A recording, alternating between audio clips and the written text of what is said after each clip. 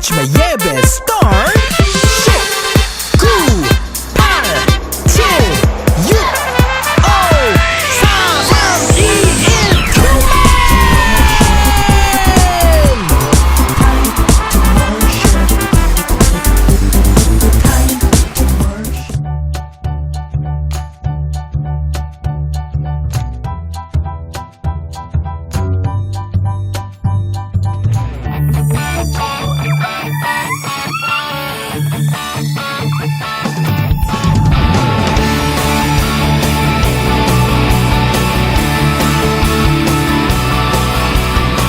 비밀이 아냐 통화도 아니야 고래 뱃속 요나가 있었어 3일 동안 하나 둘셋 성경에 있어 하나님의 말씀 커다란 방주 노아가 만들고 큰 비가 왔어 일곱 빛깔 예쁜 무지개 하나님 약속 일곱 빛깔 주님 길 대신에 우리 매일매일 주와 함께해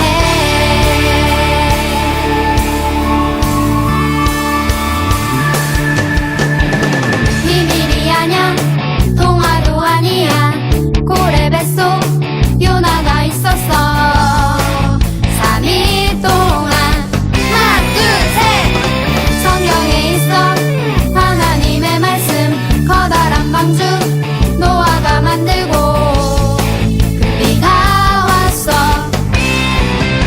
일곱 빛깔 예쁜 무지개 하나님 약속 일곱 빛깔 주님 길 대신에 우리 매일매일 일곱 빛깔 예쁜 무지개 하나님 약속 일곱 빛깔 주님 길 대신에 우리 매일매일 주와 함께해 비가 내리면 저 하늘에 떠있던 그때나 지금이나 변함없는 무지개 하나님이 보여주신 이 약속의 이 시대 우리 모두 다 같이 그 약속을 찬양해 일곱 빛깔 예쁜 무지개 하나님 약속 일곱 빛깔 주님 길 대신에 우리 매일매일 일곱 빛깔 예쁜 무지개 하나님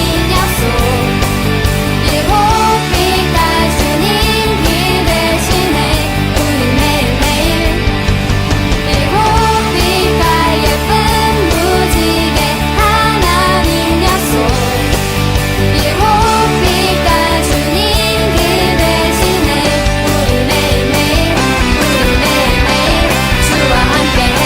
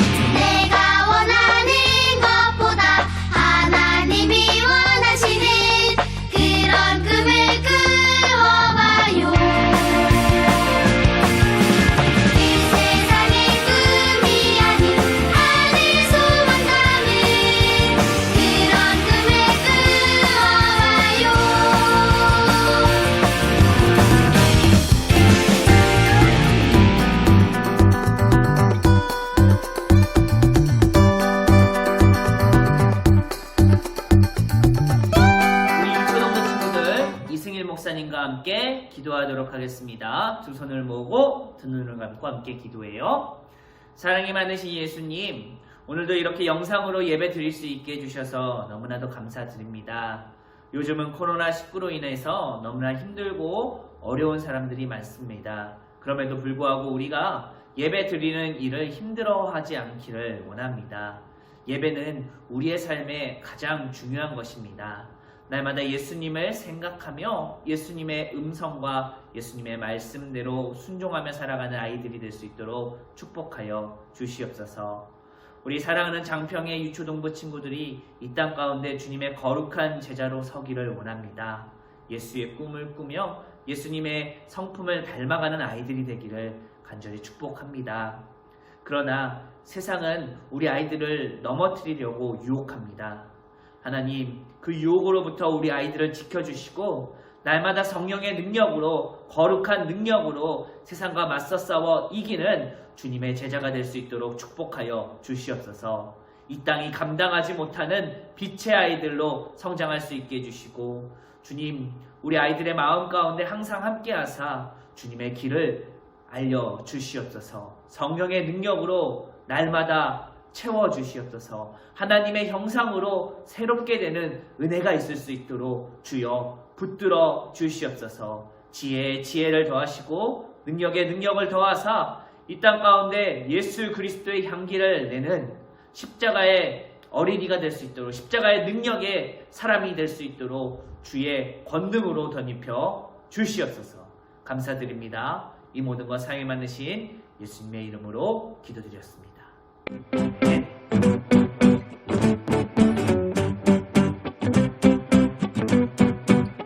안녕하세요, 유초동부 친구들. 하나님의 말씀을 전하는 이승일 목사님입니다. 오늘의 말씀 바로 물이 변하여서 포도주가 되었다고 입니다. 물이 변해서 뭐가 됐다고요? 그래요, 포도주가 되었다라는 거죠. 오늘의 말씀 요한복음 2장 11절 말씀인데요. 목사님이 한번 큰 목소리로 읽어보도록 할게요. 집중해주세요. 예수께서 이 첫 표적을 갈릴리 가나에서 행하여 그의 영광을 나타내심에 제자들이 그를 믿으니라. 요한복음 2장 11절 말씀. 아멘. 우리 친구들, 이 사진 뭘까요? 바로 결혼식 사진이에요. 우리 친구들, 결혼식 중요할까요? 안 중요할까요? 굉장히 중요하죠. 한 사람의 인생에 있어서 가장 중요한 순간 중에 하나가 결혼식이 아닐까 생각해 보게 됩니다. 그런데 우리 친구들, 예수님이 살던 그 시대에도요, 결혼식이 있었을까요? 네, 당연히 있었어요. 오늘 말씀의 배경이 바로 이 결혼식과 관련되어 있기 때문에 목사님이 이 결혼 사진을 준비했어요. 예수님과 예수님의 제자들이요, 결혼식에 초대를 받았는데 이스라엘의 결혼식, 특히 그 결혼잔치, 혼인잔치에서 아주 중요한 음식이 있다라고 합니다. 가장 중요한 음식은 과연 뭘까요? 피자? 돈가스? 햄버거? 케이크? 아니에요. 바로 포도주입니다. 포도주? 왜 포도주가 중요할까요? 이스라엘은요, 지금 우리나라와 다른 땅을 가지고 있어요. 토질이 다르다라고 얘기하는데요. 조금 어려운 말로 토질이 다르다라고 하는데, 어떤 땅을 가지고 있냐면요, 석회질로 되어 있는 땅이에요. 석회가 뭐냐면요, 우리 친구들 쉽게 말하면요, 시멘트 같은 거, 시멘트. 건물을 지을 때 또는 땅을 포장할 때 사용하는 시멘트인데요. 이스라엘 땅에는요, 석회질이 많아서 이스라엘의 이제 땅에서 나오는 그 물, 지하수 같은 거, 우물을 잘못 마시면요, 석회가루 때문에 사람의 몸이 아플 수가 있어요. 배가 아플 수도 있고 병에 걸릴 수도 있죠. 그래서 이스라엘 사람들은요, 직접 물을 마시는 것도 중요하지만 포도를 잘 수확해서 포도주로 만들어서 주로 물 대신 많이 마셨다라고 해요. 그런데 그 혼인잔치, 결혼잔치에서 이 포도주가 아주 중요한 역할을 하고 있었다라는 거예요. 그 결혼식에서요, 좋은 포도주를 만들어서 대접하는 것이 결혼을 하는 그 사람들에게 있어서 가장 중요한 예절 중에 하나였다라는 거예요. 좋은 포도주를 준비하지 못하면요, 사람들이 저 사람들은 왜 저런 포도주를 잘 준비하지 못했지라고 생각했다라고 합니다. 그만큼 포도주가 아주 중요한 역할을 했다라는 거. 예수님의 제자들과 예수님이 갈릴리 가나 지역의 결혼식에 초대를 받았습니다. 짜잔! 이렇게 많은 사람들이 이미 모여있는 이 장소에 예수님과 제자들이 가게 되었지요. 신나게 결혼 잔치를 하고 있었어요. 그런데 문제가 하나 발생했어요. 바로 포도주가 이제 거의 다 바닥을 보이고 있었다라는 거예요. 이 사실을요, 예수님의 어머니였던 마리아가 알게 되었어요. 예수님의 어머니였던 마리아가 포도주가 이제 거의 없다라는 사실을 아니까 걱정했겠죠. 결혼식에 아주 중요한 음식, 가장 중요한 음식이 뭐다? 포도주인데 그 포도주가 이제 거의 없다라는 사실을 예수님의 어머니 마리아가 알고 예수님께 이야기했어요. 예수님 지금 포도주가 거의 다 떨어졌습니다.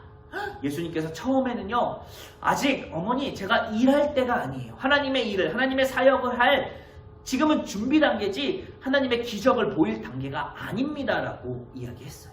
그런데 한번 잘 생각해 보니까요, 하나님의 일을 하는 것도 중요하지만 더 중요한 것이 하나 더 있는데 어머니의 말씀, 부모님의 말씀에 순종하는 것도 아주 중요하다라는 사실. 그래서 예수님께서는 어떻게 했을까요? 그 파티를 도와주는 잔치를 도와주는 종들을 불러다가 큰 항아리를 가지고 오라라고 말씀하셨어요. 그리고 그 큰 항아리에 뭘 담았냐면요, 물을 가득 담으라라고 명령하셨어요.